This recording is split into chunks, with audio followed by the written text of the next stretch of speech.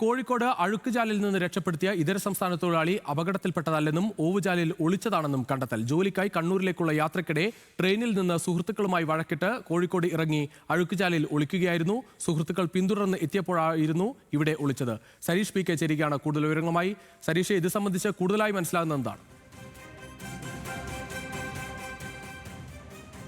ഇന്നലെയാണ് ഈ ഓവുചാലിൽ ഒരു യുവാവ് കുടുങ്ങിയിട്ടുണ്ട് എന്ന വിവരം പുറത്തു വരുന്നത്. നാട്ടുകാരാണ്, അതായത് രണ്ട് കൈകൾ സ്ലാബിനുള്ളിൽ നിന്ന് പുറത്തേക്ക് കണ്ട് അതിനെ തുടർന്ന് നാട്ടുകാരാണ് പോലീസിനെയും ഫയർഫോഴ്സിനെയും ഒക്കെ വിവരം അറിയിക്കുന്നത്. ഫയർഫോഴ്സ് എത്തി തൊട്ടടുത്തുള്ള ഒരു സ്ലാബ് പൊളിച്ചാണ് ഇദ്ദേഹത്തെ പുറത്തേക്ക് എത്തിക്കുകയും ചെയ്തത്.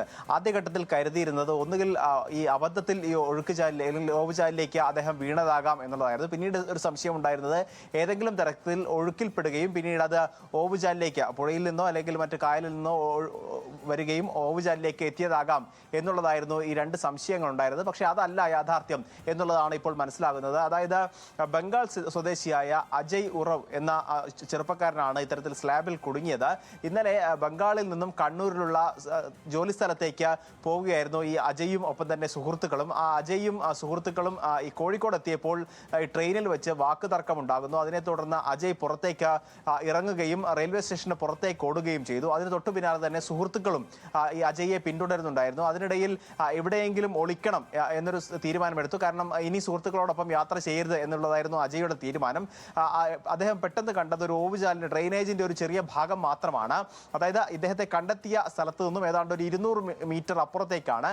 അവിടെയുള്ള ഒരു ഡ്രെയിനേജിന്റെ ഭാഗത്തേക്ക് കയറുന്നു. അവിടേക്ക് സുഹൃത്തുക്കൾ എത്തിയ ഉടൻ തന്നെ തൊട്ടകത്തേക്ക്, അതായത് ചെറിയൊരു സ്ലാബ് മാറ്റി അകത്തേക്ക് കയറുകയായിരുന്നു. പിന്നീട് സുഹൃത്തുക്കൾ ആ പരിസരത്തൊക്കെ പരിശോധിച്ച് പുറത്തേക്ക് കടന്നെങ്കിലും ഈ ആളുകൾ ഉണ്ടാകും എന്നുള്ളത് കൊണ്ട് തന്നെ അജയ് പുറത്തേക്ക് വന്നില്ല. അല്പം കൂടി മുന്നോട്ട് ഈ ഓവുചാലിലൂടെ തന്നെ അല്പം കൂടി മുന്നോട്ടേക്ക് അദ്ദേഹം നടക്കുകയായിരുന്നു.